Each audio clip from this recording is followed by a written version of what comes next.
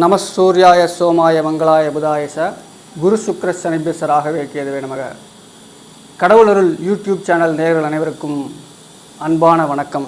அனைவருக்கும் இனிய ஆங்கில புத்தாண்டு நல்வாழ்த்துக்கள். 1/1/2024 திங்கட்கிழமை அன்னைக்கு புத்தாண்டு பிறக்க போகுது. இந்த புத்தாண்டில்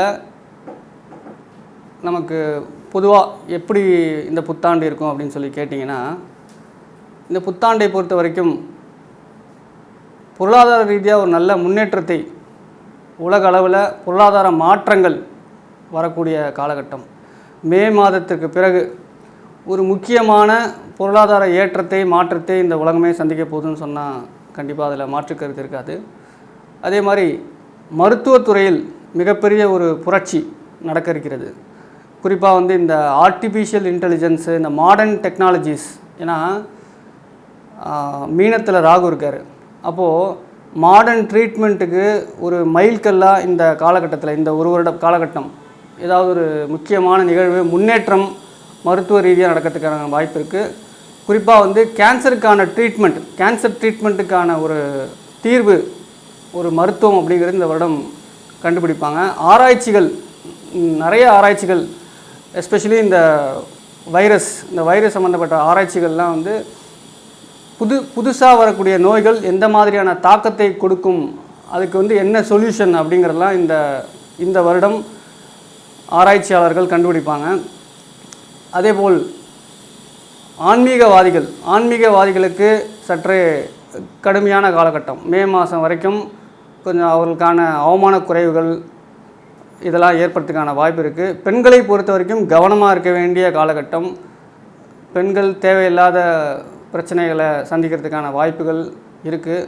பொதுவாக இந்த புத்தாண்டை பொறுத்த வரைக்கும் லாபங்கள், பெருவாரியான லாபங்கள் கிடைத்தாலும் இந்த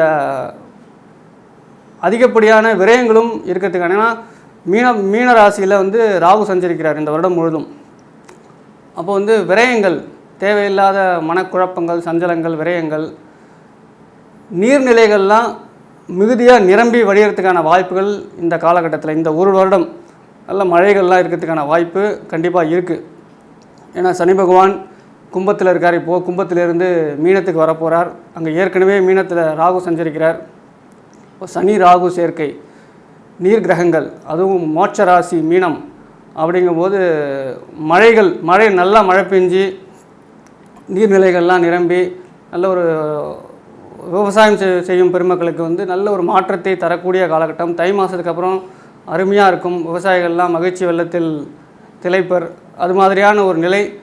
அதேபோல் இந்த மருத்துவத்துறையில் முக்கியமான நிகழ்வு, செலிப்ரிட்டிஸ் ஏதாவது இறக்கிறதுக்கான வாய்ப்பு, மரணங்கள் சம்பவிக்கிறதுக்கு, அதாவது ஒரு சினிமா துறையோ இல்லை பாடகத்துறையோ இல்லை வேறு ஏதாவது உயர் பதவியில் உயர் அந்தஸ்தில் இருக்கக்கூடிய பிரபலங்கள் அவருடைய இறப்பு, மரணம் அப்படிங்கிறதெல்லாம் இந்த 2024 வருடம் மே மாதத்திற்கு பிறகு நிகழ்த்துக்கான வாய்ப்பு இருக்குது. பொதுவாக இந்த 2024 வருடம் எல்லாருக்குமே ஜென்ரலாக ஒரு நல்ல ஒரு மாற்றத்தை தரும். இந்த வருடம் வெள்ளங்கள், அதாவது எப்போ மழை பெய்யணுமோ அப்போ மழை பெய்யாமல் சித்திரை மாதத்துலலாம் மழை பெய்யறதுக்கான வாய்ப்புகள்லாம் இருக்குது. இப்போது ஒவ்வொரு ராசிக்கும் மேஷம் முதல் மீனம் வரை புத்தாண்டு எந்தெந்த மாதிரியான பலன்களை நாம் பெறப்போகிறோம், 2024 வருடம் எப்படி இருக்குங்கிறத நம்ம பார்க்க போகிறோம். மேஷராசி நேயர்கள் அனைவருக்கும் அன்பான வணக்கம். மேஷராசி நேயரை பொறுத்த வரைக்கும் இந்த புத்தாண்டானது ஒரு மகிழ்ச்சிகரமான புத்தாண்டு அப்படின்னு சொல்லி சொன்னால் அதுக்கு மிகையாகாது. காரணம், உங்கள் ராசியிலேயே குரு பகவான் சஞ்சரிக்கிறார். புத்தாண்டு பிறக்கும்போது ராசியில் குரு பகவான் சஞ்சரிக்கிறார். அவர் 5ஆம் இடத்தை பார்க்கிறார், 7ஆம் இடத்தை கலத்திரஸ்தானம் 7ஆம் இடத்தை பார்க்கிறார், 9ஆம் இடம் சொல்லக்கூடிய பாக்யஸ்தானத்தை பார்க்கிறார். இந்த குருவுடைய பார்வையானது வரக்கூடிய மே மாதம் வரைக்கும் உங்கள் ராசியிலிருந்து பார்க்க போகிறார். பொதுவாக மேஷராசிக்காரர்கள் எப்படின்னா, தர்ம சிந்தனை உள்ள மனிதர்கள். தர்மம் அப்படின்னா மேஷராசி தான்.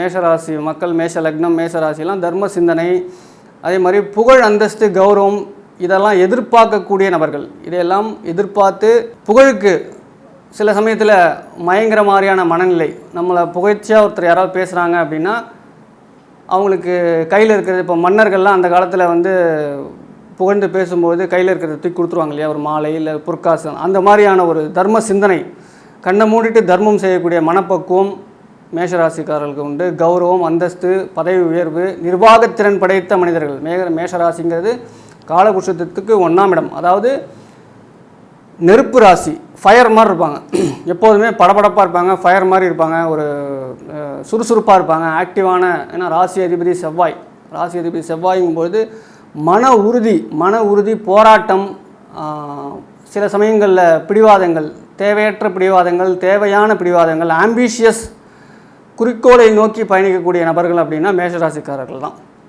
இந்த மேஷராசி வரக்கூடிய மே மாதம் வரைக்கும் இவங்களுக்கு ப்ராப்பர்ட்டி சம்மந்தப்பட்ட விஷயத்துலையும் ஒரு வில்லங்கம் ஏதாவது இருந்ததுன்னா அதெல்லாம் சரியாகி அடுத்த நிலைக்கு போகிறதுக்கான வாய்ப்புகள், முன்னோர் வழி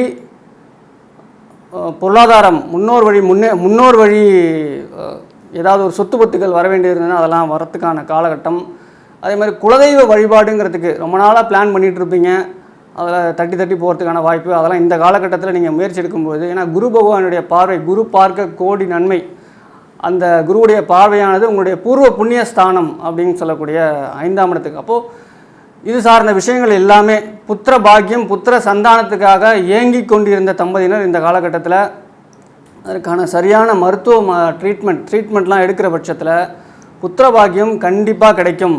புத்திர பாக்கியம், ஆண் குழந்தைக்கான பிராப்தம் மேஷராசிக்காரர்களுக்கு இந்த காலகட்டத்தில் இருக்குது. மேஷராசி 2024ஆம் வருடம் நல்லதொரு மாற்றத்தையும், அதேபோல் திருமணத்துக்காக 7ஆம் இடம் சொல்லக்கூடிய களத்திர ஸ்தானத்தை பார்க்கிறார். திருமணம் நடக்காதவங்களுக்கு, திருமணத்தை எதிர்நோக்கி இருக்கக்கூடிய நபர்கள், இவங்க எல்லாருக்குமே இந்த வருடத்தில் கண்டிப்பாக திருமணம் நடந்தேறும். மே மாதத்துக்குள்ளே வரக்கூடிய வரனை நிச்சயம் பண்ணி முடிச்சதுக்கான ஏற்பாடுகளை நீங்கள் கண்டிப்பாக பண்ணணும்.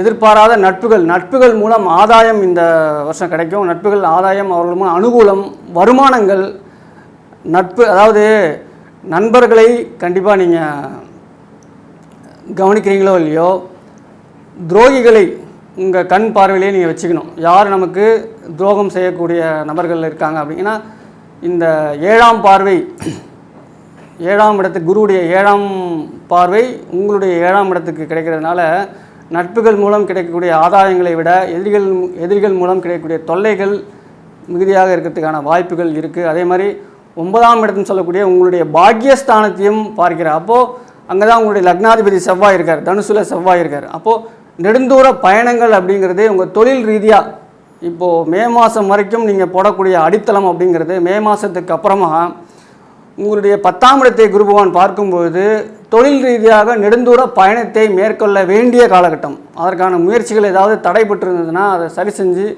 நீங்கள் ரெடியாக பாஸ்போர்ட்லாம் எடுத்து வச்சுட்டு ரெடியாக இருந்தீங்கன்னா ஆட்டோமேட்டிக்காக விசா வரும், கிளம்பி போய்கிட்டே இருப்பீங்க. ஏன்னா 10ஆம் இடம் கர்மஸ்தானத்தை குரு பகவான் பார்க்க போகிறார். உங்களுடைய 9ஆம் இடம் நெடுந்தூர பயணம், தர்ம சிந்தனைகள்லாம் மேலோங்கும், தான தர்மங்கள் பண்ணுவீங்க.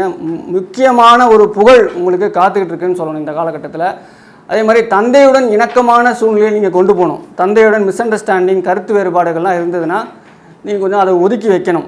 தந்தை கிழக்கு பக்கம் போனார்னா நீங்கள் மேற்கு பக்கம் போகணும். அது மாதிரி, ஏன்னா ஒரே இடத்துல உட்காந்து பேசும்போது தான் உங்களுக்கு மிஸ் அண்டர்ஸ்டாண்டிங் வருமே ஒழிய உங்களுக்காக தந்தை வருத்தப்படுவதும், உங்களுக்காக தந்தை கவலைப்படுவதும், நீங்கள் தந்தைக்காக கவலைப்படுவதும் வருத்தப்படுவதும் அந்த இன்டிமேசிங்கிறது இருக்கும். ஆனால் நீங்கள் ஒருத்தர் பக்கத்தில் உட்காந்து பேசும்போது சில சண்டைகள், சச்சரவுகள், மிஸ் அண்டர்ஸ்டாண்டிங், கருத்து பேதங்கள், கருத்து வேறுபாடுகள் வரதுக்கான வாய்ப்புகள் இருக்குது. தந்தையுடனான உறவு முறையை, ரிலேஷன்ஷிப்பை நீங்கள் மேம்படுத்திக்க வேண்டும். இந்த காலகட்டத்தில் நீங்கள் கால் சம்மந்தப்பட்ட ட்ரீட்மெண்ட்டு, பாதம், கால் ஆணி இதெல்லாம் வரதுக்கான வாய்ப்புகள் இருக்குது. அடிக்கடி டயபெட்டிஸ் பேஷண்ட்ஸ்லாம் டயபெட்டிக் நியூரோபத்தின்னு சொல்லக்கூடிய விஷயங்கள்லாம் காலில் வரதுக்கான வாய்ப்புகள். நீங்கள் கவனமாக அடிக்கடி ட்ரீட்மெண்ட்லாம் எடுக்கணும். அதே மாதிரி 12ஆம் இடத்தில் இருக்கக்கூடிய ராகு பகவான் கண்டிப்பாக உங்களை இருக்கிற இடத்த விட்டு வெளியில் தூக்கிட்டு போயிடுவார். வெளிநாட்டு வாசம், வெளிநாட்டு சூழ்நிலைகள், வெளிநாட்டு வருமானம் சொல்லக்கூடிய 12ஆம் இடத்தில் ராகு இருக்கிறதுனால கண்டிப்பாக வேற்று மொழியை கற்கக்கூடிய வாய்ப்புகள் இந்த காலகட்டத்தில் உண்டு. வேற்று மொழி, வேற்று மனிதர்களை சந்திக்கக்கூடிய நிலை. ட்ரீட்மெண்ட், நீங்கள் பிளான்டு சர்ஜரி ஏதாவது பிளான் பண்ணியிருந்தீங்கன்னா அதெல்லாம் இந்த ஃபாரின் எக்யூப்மெண்ட்ஸ் வச்சு எக்ஸ்போர்ட் இப்போ வந்து நம்ம நீ சர்ஜரி பண்ணுறோம்னா உள்ள ஒரு பிளேட் மாதிரி வைப்பாங்க, அது வந்து ஃபாரின்லேருந்து வந்து அதுக்கு ட்ரீட்மெண்ட்லாம் பண்ணுவாங்க. அதெல்லாம் ரொம்ப நாளாக பெண்டிங்கில் வச்சுருந்தீங்கன்னா இந்த டைம் அதற்கான டைம் நீங்கள் கரெக்டாக வந்து பிளான் பண்ணி இந்த டயத்தில் பண்ணணும். ஏன்னா ராகு பகவான் மாடர்ன் ட்ரீட்மெண்ட்டுக்கான கிரகம் 12ஆம் இடம் அப்படிங்கிறது நோயினால் மருத்துவ செலவை சொல்லக்கூடிய இடம். அந்த இடத்துல ராகு சஞ்சரிக்கிறார் இந்த வருடம் முழுதும் உங்கள் ராசிக்கு. அதனால் இதெல்லாம் நீங்கள் பிளான் பண்ணிக்கலாம். விரயங்களை கட்டுப்படுத்த வேண்டும், விரயங்களை குறைத்து கொள்ள வேண்டும். விரயங்கள் அப்படிங்கிறது தேவையில்லாத விரயங்கள், சுப விரயங்களை நீங்கள் ஏற்படுத்தி கொள்ள வேண்டும். எப்படின்னு கேட்டிங்கன்னா, உங்களுடைய வருமானத்தில் ஒரு தொகையை தான தர்ம சிந்தனை தானம் செய்கிறதுக்கு நீங்கள் எடுத்து வைக்கணும். 10% வருமானத்தில் 10% தர்ம காரியங்களுக்கு செய்யணும். பெண்களை பொறுத்த வரைக்கும் தேவையில்லாத பேச்சுக்களுக்கு ஆளாகிறதுக்கான வாய்ப்புகள் இருக்குது. ஏன்னா உங்களுடைய 2ஆம் இடத்தையே ராகு பார்க்கிறார். அப்போது மறைமுக சொற்கள் உங்களுக்கு ஹர்ட்டிங், உங்கள் மன வருத்தத்தை ஏற்படுத்தக்கூடிய நிலை. மறைமுக சொற்கள், நேரடி சொற்கள் பிரச்சனையே கிடையாது. மறைமுக சொற்கள், மறைமுக தொல்லைகள் இதெல்லாம் வரத்துக்கான வாய்ப்பு இருக்குது. இதில் நீங்கள் கொஞ்சம் கவனமாக கூடுமான வரைக்கும் உங்களுடைய சுற்றுவட்டாரத்துடன் பேச்சை குறைத்து கொண்டு நல்ல முறையில் ரிலேஷன்ஷிப் ஏற்படுத்திக்கான வாய்ப்பை நீங்கள் ஏற்படுத்தி கொள்ள வேண்டும்.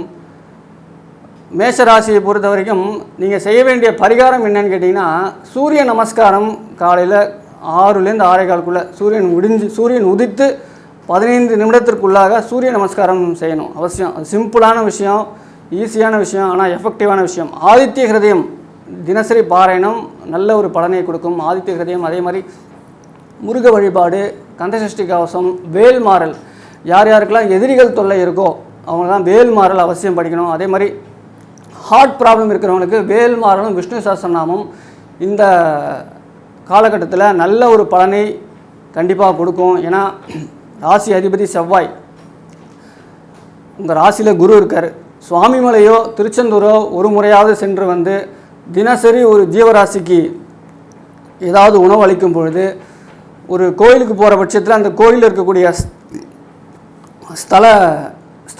அதாவது ஸ்தல விசேஷம் அப்படின்னு சொல்லிட்டு ஒரு விஷயம் இருக்குது. இப்போ அந்த ஸ்தலத்துக்கான ஸ்பெஷாலிட்டின்னு சொல்லும்பொழுது அந்த ஸ்தலத்தில் போய் நம்ம ஒரு தர்ம காரியம் பண்ணிவிட்டு சுவாமி நமஸ்காரம் பண்ணும்போது தெய்வத்துடைய அனுகிரகம் பரிபூர்ணமாக கிடைக்கும். திருச்செந்தூர் முருகனோ சுவாமிமலையோ போய் முருகப்பெருமானை சந்தித்து உங்களுடைய வாழ்க்கையை நல்ல முறையில் 2024ஆம் வருடம் கொண்டு செல்வீர்கள் என்பதில் எந்த மாற்று கருத்தும் இல்லை. கடவுள் அருள் டிவியை பார்த்தமைக்கு நன்றிகள். மேலும் இது போன்ற தகவல்களை தெரிந்து கொள்ள கடவுள் அருள் டிவியை சப்ஸ்கிரைப் செய்யுங்கள். மறக்காமல் பெல் ஐக்கானை கிளிக் செய்யுங்கள்.